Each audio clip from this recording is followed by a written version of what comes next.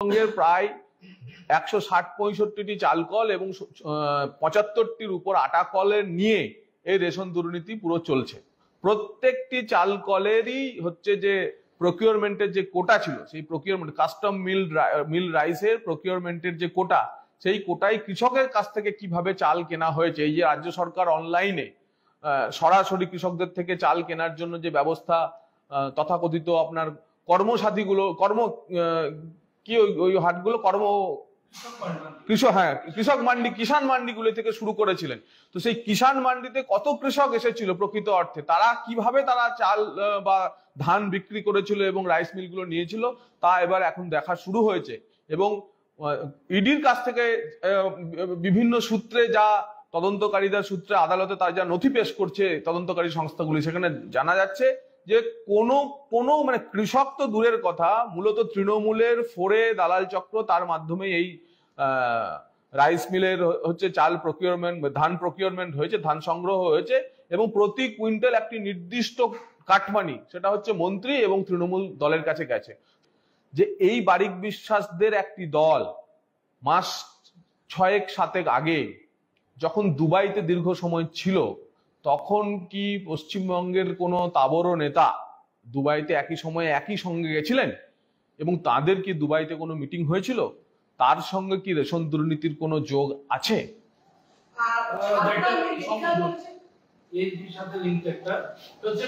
চারটি চাল কল সামনে এসেছে, তাদের 45 কোটি টাকা নয়-ছয় করা হয়েছে বলে প্রাথমিক অভিযোগ উঠে আসছে।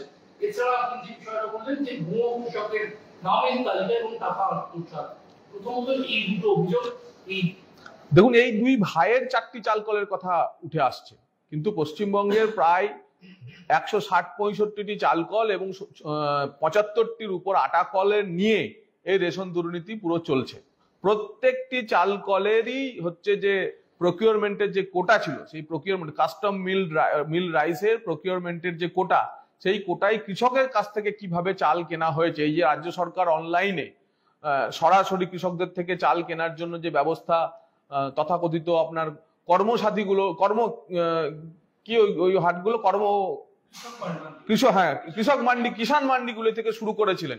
তো সেই কিষাণ মান্ডিতে কত কৃষক এসেছিল প্রকৃত অর্থে, তারা কিভাবে চাল বা ধান বিক্রি করেছিল এবং রাইস মিলগুলো নিয়েছিল, তা এবার এখন দেখা শুরু হয়েছে। এবং ইডির কাছ থেকে বিভিন্ন সূত্রে যা তদন্তকারীদের সূত্রে আদালতে তার যা নথি পেশ করছে তদন্তকারী সংস্থাগুলি, সেখানে জানা যাচ্ছে যে কোনো মানে কৃষক তো দূরের কথা, মূলত তৃণমূলের ফোরে দালাল চক্র, তার মাধ্যমে এই রাইস মিলের হচ্ছে চাল প্রকিউরমেন্ট, ধান প্রকিউরমেন্ট হয়েছে, ধান সংগ্রহ হয়েছে এবং প্রতি কুইন্টাল একটি নির্দিষ্ট কাটমানি, সেটা হচ্ছে মন্ত্রী এবং তৃণমূল দলের কাছে গেছে। সুতরাং এই যে 10,000 কোটি টাকার স্ক্যাম, সেই 10,000 কোটি টাকার স্ক্যামে কত টাকা ওই 75-25-এর ভাগ না অন্য কোনো ভাগে তৃণমূলের কাছে গেছে, তা এখন ইডি তদন্ত করে দেখছে। সময় সাপেক্ষ, তার কারণ ফিনান্সিয়াল ফ্রড এভিডেন্স বেসড হয়, তথ্য ভিত্তিক হয়, নথি যাচাই করতে হয় এবং সেই জন্য ধীরে ধীরে পেঁয়াজের খোসা ছাড়ানোর কাজ তদন্তকারী সংস্থা করছে। মেডিকেল কলেজে ছানি কাটার পর যে আই ড্রপ দেওয়া হয়েছে, তার বাচ্চাদের পেটের ব্যথা ওষুধ, এর ফলে চিকিৎসা বিপন্ন, যাদের ছানি কাটাতে তারা চরম সমস্যা। দেখুন, এই ঘটনা পরিষ্কার বোঝাচ্ছে যে পশ্চিমবঙ্গের স্বাস্থ্য পরিষেবারই ছানি হয়ে গেছে। আগে হচ্ছে স্বাস্থ্য দপ্তরের ছানি কাটার দরকার আছে, স্বাস্থ্য দপ্তরের ঠিকমতো ছানি কাটা হলে তারপরে হচ্ছে উপভোক্তা যারা আছে তাদের ছানি কাটা শুরু হতে পারে। তাই এই পুরো আপাত মস্তক এই স্বাস্থ্য ব্যবস্থার খোল নলচে না পাল্টালে পরে এখানকার দুর্নীতি, এখানকার নিয়োগ নিয়ে যা কিছু অনিয়ম হচ্ছে তা যদি পরিষ্কার না করা হয়, তাহলে পশ্চিমবঙ্গের স্বাস্থ্য ব্যবস্থা এইভাবেই চলবে। খিদিরপুরে হলো, খিদিরপুর পর ঝাড়গ্রাম হলো এবং আকছাড়ে এই ঘটনাগুলি ঘটছে, মানে বোঝাই যাচ্ছে যে এর মধ্যে একটি চরম প্রশাসনিক গাফিলতি রয়েছে।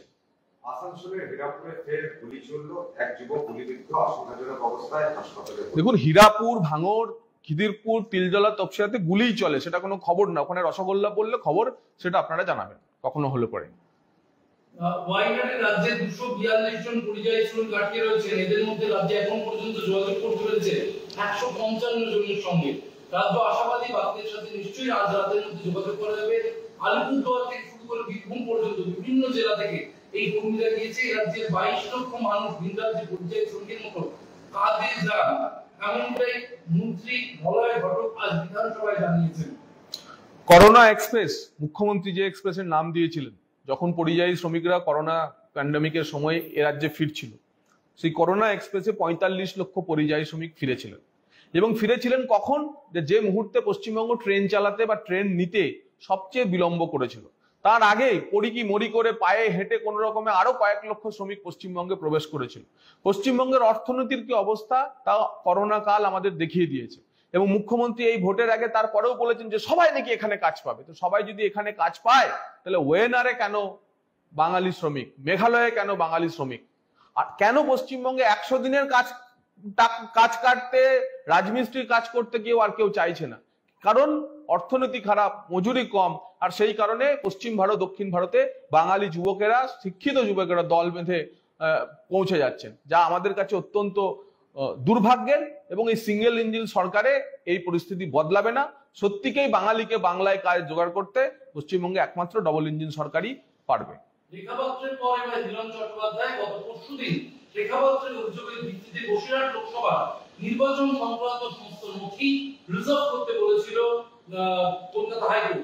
আজ হিরণ চট্টোপাধ্যায়ের অভিযোগের ভিত্তিতে সিসিটিভি সহ বিভিন্ন নথি সংরক্ষণ করার জন্য কলকাতা হাইকোর্ট জানিয়ে। দেখুন, শুধু কেশপুর বিধানসভাতে প্রায় 200 বুথ সিঙ্গেল এজেন্ট ছিল। অর্থাৎ অফিসিয়ালি ইলেকশন কমিশনের রেকর্ডে আছে যে কেশপুরে 200 বুথে অন্য কোনো বিরোধী দলের এজেন্ট বসতে দেওয়া হয়নি।